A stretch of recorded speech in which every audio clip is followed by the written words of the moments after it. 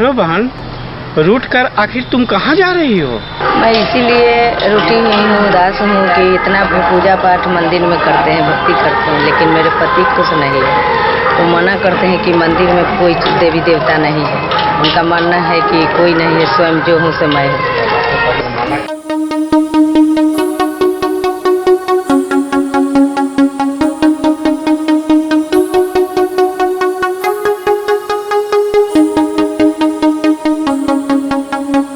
पति घर में देवी देवता को नहीं मानते हैं और हमेशा डांटते बोलते रहते हैं।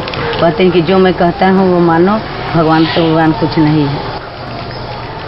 ईश्वर तो है बहन, इस जगत ये सारा संसार उनको मानता है, लेकिन पति और पत्नी का एक पवित्र बंधन होता है, तुमको उसे भी निभाना है। तो इसे हम जरा सोच कर देखें, अनुभव कर कर देखें कि मंदिर होती क्या चीज़ है। मंदिर में हमारा एक आस्था जुड़ा हुआ रहता है, एक विश्वास जुड़ा हुआ रहता है। तो विश्वास क्या है? मंदिर के अंदर पत्थर के देवी देवता बनाए हुए रहते हैं और उसके अंदर पुजारी होते हैं। तो उसी तरह से हम अपने ऊपर झांक कर देखें तो मेरा तन भी एक मंदिर है और मंदिर को चलाने वाला कोई चेतन शक्ति जो देवता इसमें बैठा हुआ है, जब हम उसको जान लेते हैं, उसको हम पहचान लेते हैं और मन इस बात को स्वीकार कर लेता है, तो हमें एक अलग अनुभूति होने लगती है और उस अनुभव के आधार पर हम उस निराकार शिव परमात्मा को जब याद करने लगते हैं तो उनसे सारा शक्तियाँ मिलने लगती है, क्योंकि भगवान तो सभी जगह विराजमान है। क्या भगवान को देखा जा सकता है? बहन, भगवान को विश्वास अनुभूति के द्वारा उन्हें हम देख सकते हैं। अगर विश्वास है, अनुभूति है, तो उनकी सारी शक्तियाँ हमें अनुभव कराने लगेगा कि ईश्वर हैं और ईश्वर से ही पूरा ये जगत संसार चलता है।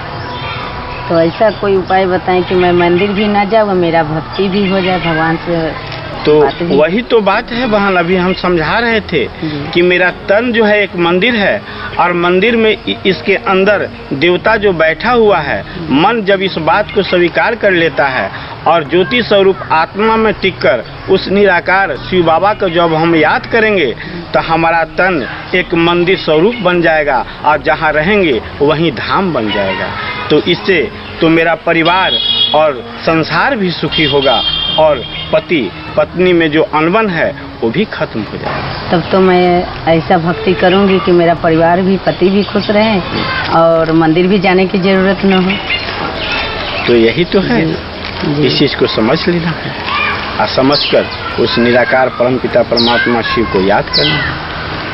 ठीक है, इसके लिए कोई और जगह है क्या कि जाने का, जैसे कि मंदिर के बदले में कहीं और जा सकते हैं सत्संग? या बहन, सत्संग में जा भी सकती हो, नहीं भी जा सकती, लेकिन सत्संग को समझना बहुत जरूरी होगा। सत्संग का मतलब ही होता है कि सत्य का संग। तो आखिर इस संसार में, इस जगत में नज़र उठाकर देखा जाए तो नज़र में यही अनुभूति होगा कि एक ही सत्य है जो निराकार परम ब्रह्म शिव है और शिव के समान दूसरा कोई सत्य नहीं है। तो जैसे ही हम अपने आप को अपने अंदर बैठे देवता को समझ लेते हैं और उस चलाने वाला जो देवता जो है वो मन को अपने जब बस में कर लेता है और मन को बस करके और उस निराकार परम ब्रह्म शिव को याद करता है तो उसे सारी शक्तियाँ प्रदान होने लगती है और सत्य की शक्ति आने लगती है और उसी से जगत से सारे संसार में एक खुशबू फैलने लगता है,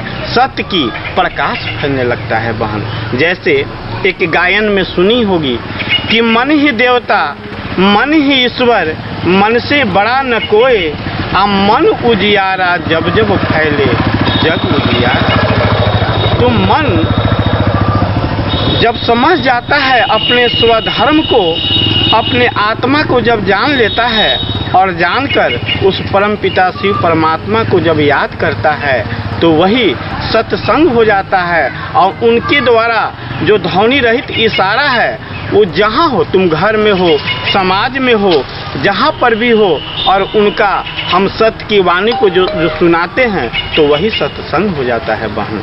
तो आप जब समय मिले तो घर से कहीं जा भी सकती हो, और न समय मिले तो घर समाज में बैठकर कहीं भी सत्संग कर सकती हो। जब सत्य को जान गई कि सत्य मैं ज्योति स्वरूप आत्मा हूँ और इसका पिता निराकार परम ब्रह्म शिव बाबा है, तो फिर वही सत्संग हो गया। तब मंदिर जाने की कोई जरूरत नहीं? कोई जरूरत नहीं। यही जो हमारा तन है वही मंदिर बन जाएगा, यही तन जो है धाम बन जाएगा। क्योंकि उस निराकार को जब हम याद करते हैं, मंदिर में भी देखो तो पत्थर रखा हुआ है।